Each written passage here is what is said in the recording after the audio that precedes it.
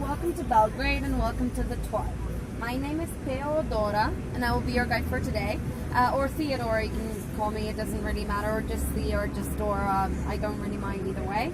It's actually a Greek name and I might look like I'm not Serbian, but I am.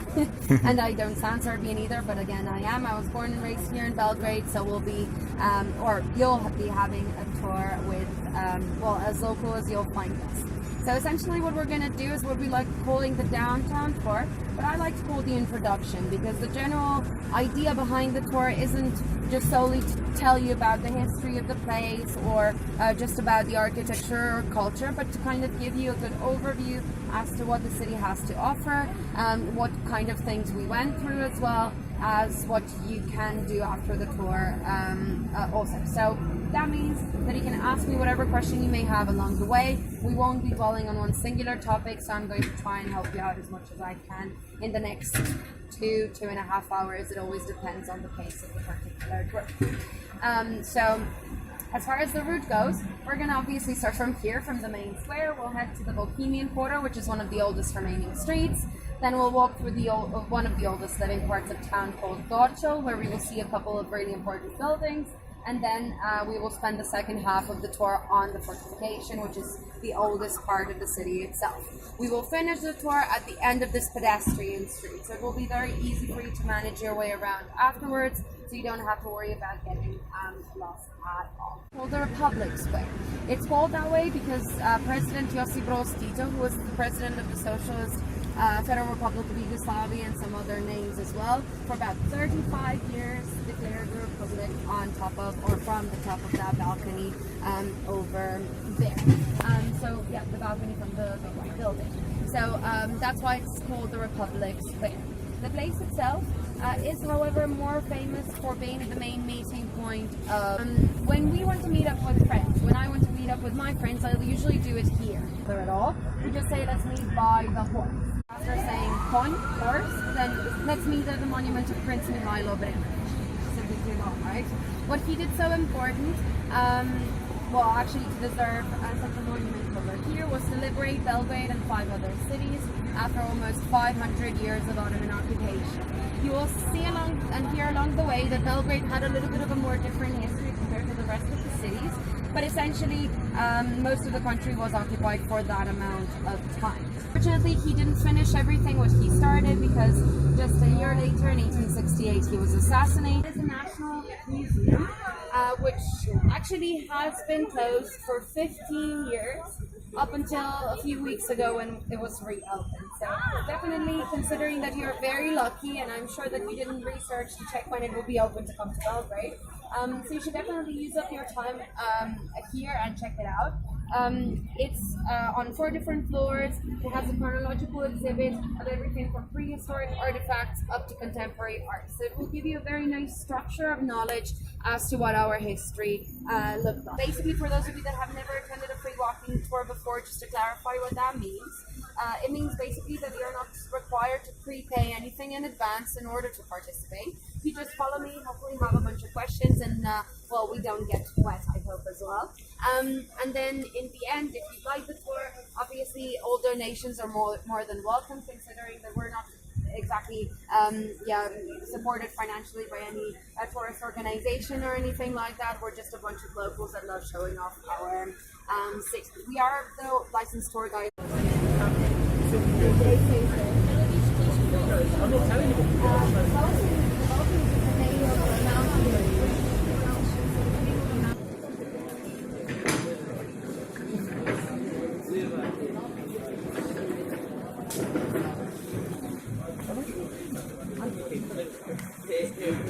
I will ask you to film this next part. If that's okay. Sorry? If it's okay.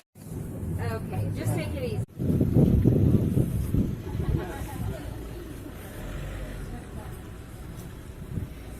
Here. First of all, we don't have anyone from Turkey, right? Or who speaks Turkish? No.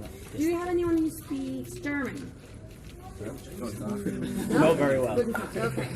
Never mind then. Forget what I said. So Yeah, we're actually standing in a part of town which is called Dorcol. That translated from Turkish basically means a crossroads. And it tells you really a lot about the history of Belgrade in a certain way. So most of you have seen already a map of the city, I'm assuming, yeah? So you've seen the two rivers that go sort of like in a semicircle at one point. So that area of the semicircle was historically the city of Belgrade. The rest stretched out over time. So essentially, those two rivers were the border between two great empires for most of the medieval history and well into the modern times. And that was the Ottoman Empire down south and the Austrian Empire up north. Now, as far as this place goes, this building is actually the oldest ever school to be opened in Belgrade in the early 19th century. And two language reformers were teaching inside the school. One was called Docite, the other one was called Book, so that's why it's now the Museum of Book and Docite. Insert, obviously. So yeah, it is a museum dedicated to the two men. The reason why I asked you in the beginning that if anyone spoke one of the two languages is because those two languages actually changed the Serbian language kind of into what it is today. Because originally the Slavic people were all living in one place and all speaking the same language. Published the first Serbian dictionary and so back and forth. Now, this is what the Serbian Cyrillic alphabet looks like. I think it's time to change it. But yeah, it's a bit too big to fit in the thing. So, we've got 30 letters and 30 sounds. Vuk is actually the most quoted Serbian person ever, basically. Because when you get into primary school, they actually make you repeat it all the time. And that's read as it is written and write as you speak. So, this is A, B, V, G, D, J, E, J, Z, I, J, K, L, L, M, N, N, O, P, R, S, T, Č, U, F, H, C, Č, like Čokančić, yeah? J, Š, yeah? Sounds easy, right? Yeah. Do you know what Yugoslavia means? That's quite important as well. Yeah, thing is that people think it's very random. It's not at all. Because if you remember from the beginning of the story, and I'm sorry that it's very long, but there is no simple way of explaining all that. So basically, we're all Southern Slavs. Yug means south. Slavia is the land or the country of the Slavs. So that's kind of how it's, got named Yugoslavia. That's sort of what it means. Apart from that, what's also interesting for you to know is that when we were united into one country, we were actually known or we're speaking all the same language called the Serbo-Croatian language and using two alphabets. And then after the 90s, you've got the 6 different languages that you do today. They're not so different. We understand each other almost perfectly. The most different ones to Serbian would be Macedonian and Slovenian, but otherwise we understand each other still very well. You as like the country, you still use both languages, so you still have two official. 2 official alphabets. Yeah, just alphabets. The language is all the same, just the way that you write it is different. So it's still official. Technically, Cyrillic would be the official state alphabet, so in most of the public institutions, stuff like that, you'll have Cyrillic. But Latin is by law equal.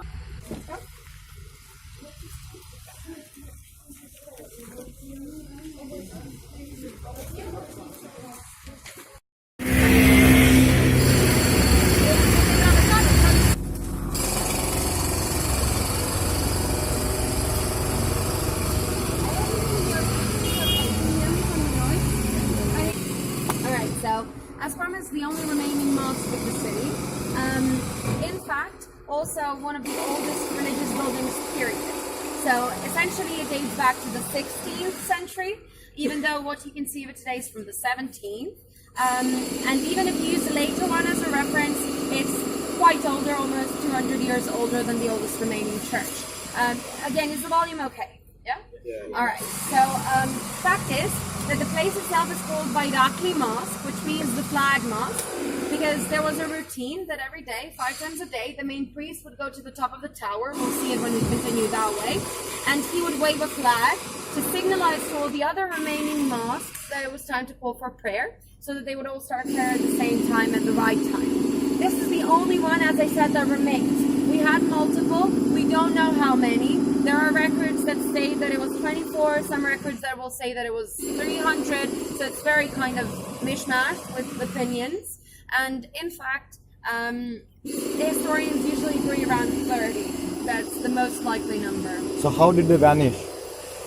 Most of them were destroyed during the wars, because especially during a period between the give or take 17th century and 19th, almost every 20 years there would be a big war between the Austrians and the Ottomans, and there would be a shift in power, so it would be, you know, kind of destroying what the previous ones built and so on. The only reason why this one is preserved is for the fact that it was used as a Catholic church during the times of the Austrian occupation. So he's Orthodox Christian, yeah? So the third largest religious community would be the Muslim one. The second largest is the Catholic one as you go farther north, because Belgrade was the border of the country until the end of World War I. And then the bulk, 85% Orthodox. The explanation is actually fairly simple because, in fact, the wars were so frequent, the different cultural influences were happening over here all the time, that basically the only thing which was constant in the lives of the people was actually the church. So, a bit to the other part, so you'll hear me better.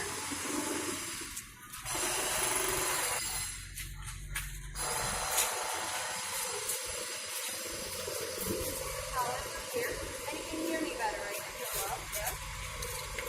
Yeah. Now, the only thing, what I want to show you as well is that the main cathedral church is going to be this one. I say is going to be this one because it's still not finished. So once it's done, it's going to be the main cathedral church of the city. It's called the Saint Sava Temple. Those of you that have not heard about it or haven't seen it or anything like that, this is one of the major landmarks in the city, and you should definitely not miss it while you're over here. It's just a little bit too far away for us to incorporate into this tour, so yeah, basically we're not going to see it today. You can pass them along, there's enough for everyone. There you go. So what we're going to do now is head in that direction and towards, well, basically the park in front of the fortification.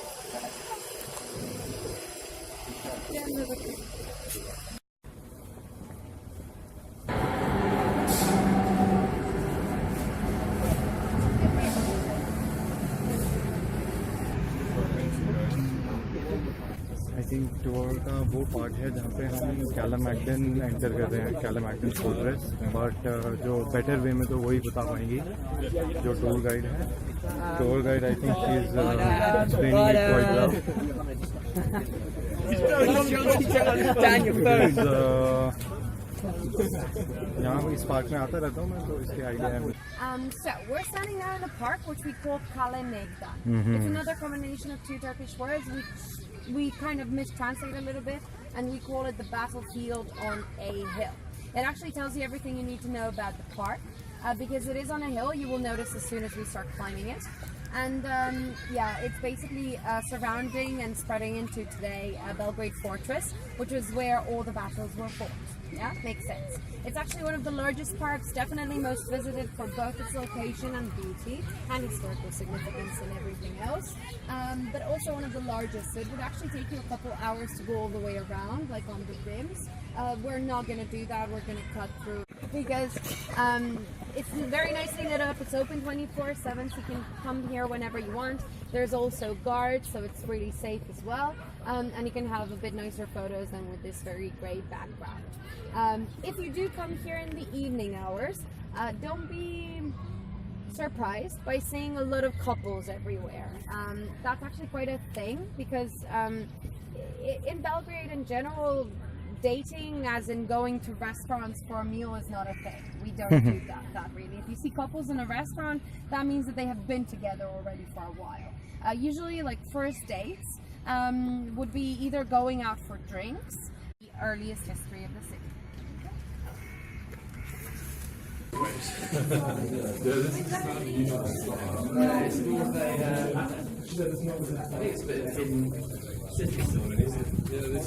I think tour का last part चल रहा है अब, और I think कैलेमैगडन park है और ये fortress है तो शायद लास्ट है, देखते हैं आइए।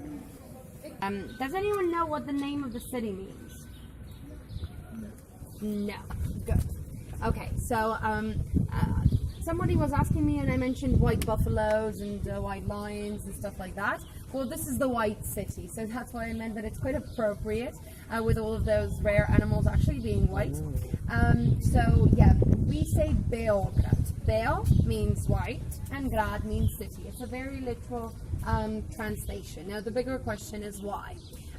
You're actually standing in one of the oldest capitals of Europe with over 7,000 years of history. So that's when the first kind of settlers came around here, but we're talking about the prehistoric times. The modern day history starts with the coming of the Celts in the 3rd century BC, and they stayed over here until the coming of the Romans in the 1st century AD.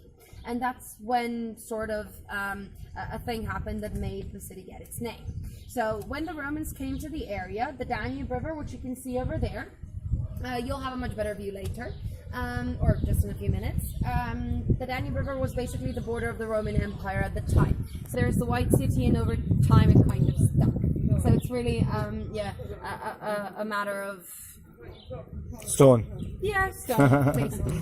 Unfortunately, we don't really have a lot of the original fortress preserved because of the many wars which I mentioned. Which you can see, that's what we call the Roman wall, and it is from the 1st century AD. It's much darker, but give it a break, it's 2,000 years old, so yeah.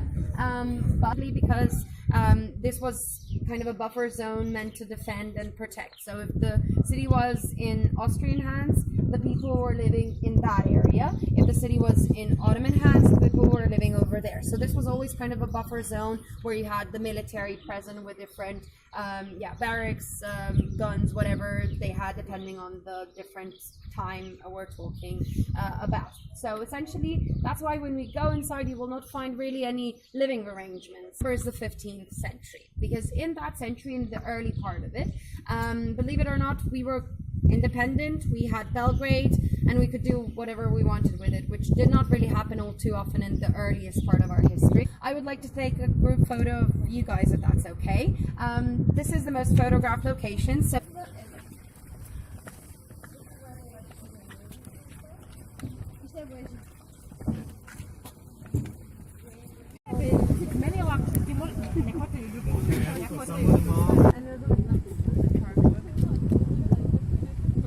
not as charming.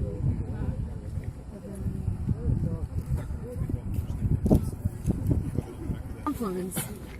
Where do you think that the two rivers meet? There. You think it's there. Okay, you think it's there. That's usually what happens, the whole confusion part. Because in fact, if you ask the locals, a bunch of times you'll get this kind of face of, and then they'll point there, which is actually the wrong answer. So you are right, it's there.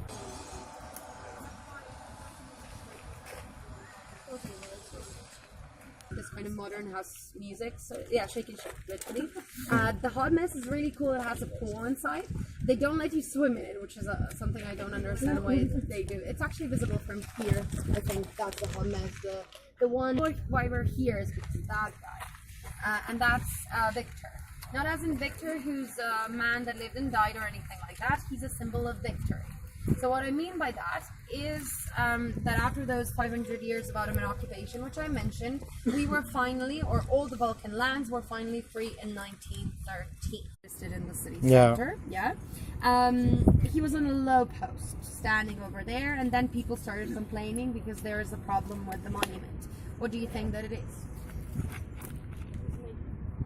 Exactly that way. Get a prison. Okay. Get the naked guy.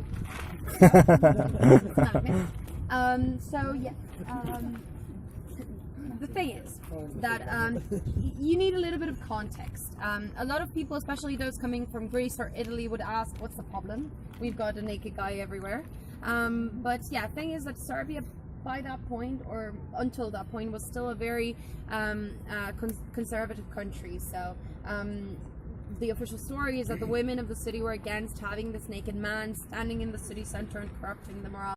He's leaving behind, and yeah, the East stepping forward into West and his European future. I like to call it that. But anyways, most of the people will tell you that it's an eagle because we have a two-headed eagle in our national crest. As far as Victor goes, yeah, people, he's overlooking all the things that are happening. So first of all, you can see this big tall bridge on the right side. That bridge is the bridge over Ada. Ada means a river island. So the pillars on the river island, the island creates a river lake, and around it, 8 kilometers in circumference, beaches, bars, restaurants, different outdoor sports, water skiing, cycling, bungee jumping. It happened between March and June in 1999 for 7 to 8 days. And during that time, the amount of the material damage which was made was immense.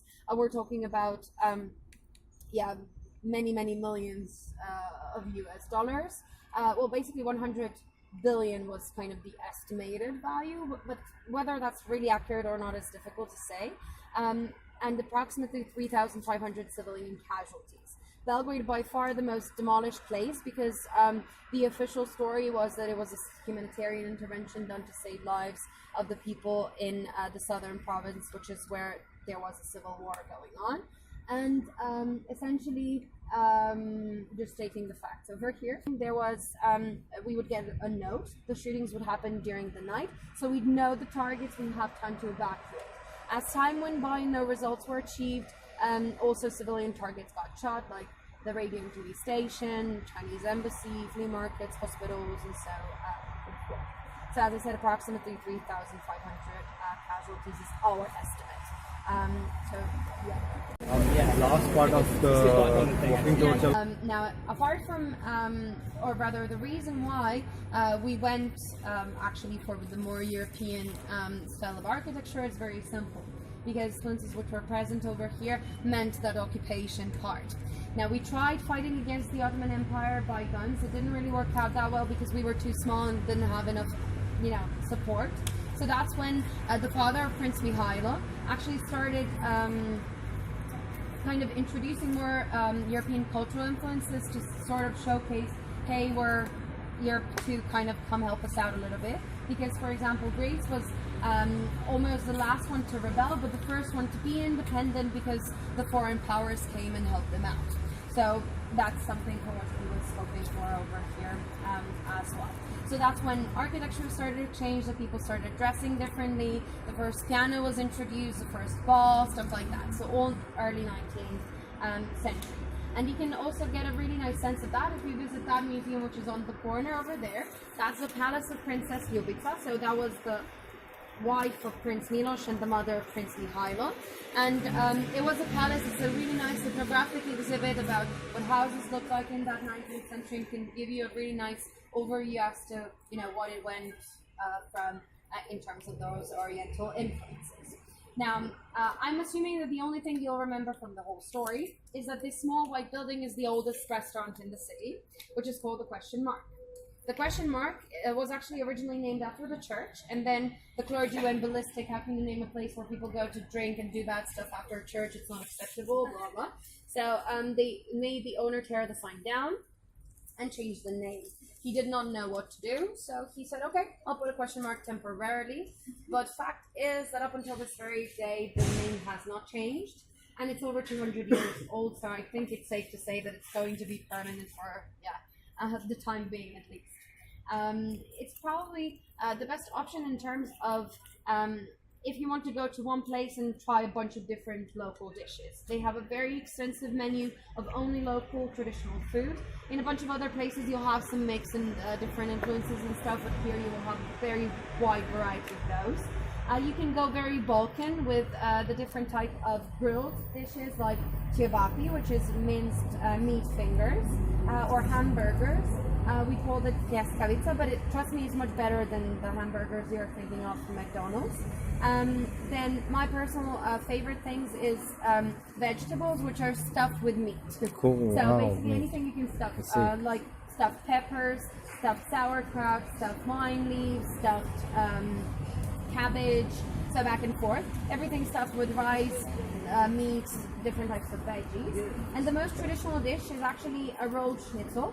So it can be veal, pork, or chicken, which is very thinned out. Then topped with a type of delicacy cream cheese, rolled, breaded, and deep fried, so it looks like a sausage as well.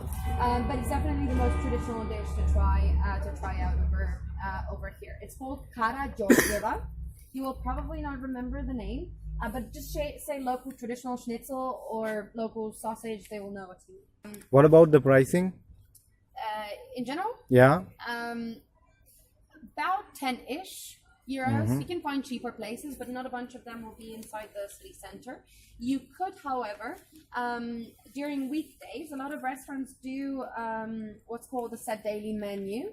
That way you kind of get a bit of a cheaper price for a dish. So they prepare it in bulk kind of for the day, and then you don't get to pick. You can take that one for a cheaper price. That's usually somewhere around 6 euros. But yeah, in the city center, 10-ish and above, depending on where you are. Yeah.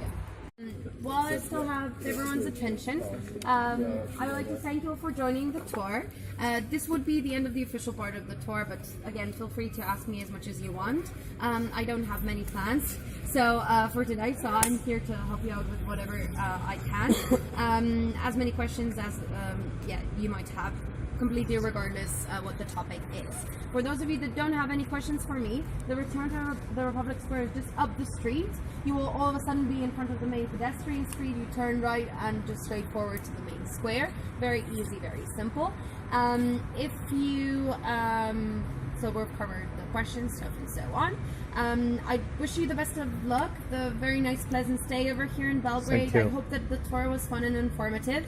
We were very lucky with the weather, I have to say. I'm very thankful for that. And yeah, thanks for choosing the tour. If you have the time to check out TripAdvisor to leave some feedback, it will be more than welcome to hear whether you liked it. Hopefully you did. Yeah, if you didn't like it too much, you can always send an email. Maybe that's better. All right, but I hope that that's not the case anyway. So yeah, if you want to leave some donations, you can set them over there in the backpack. I'm not gonna look, and I'm still here to answer whatever questions you may have. So thanks. Yeah. Thank you.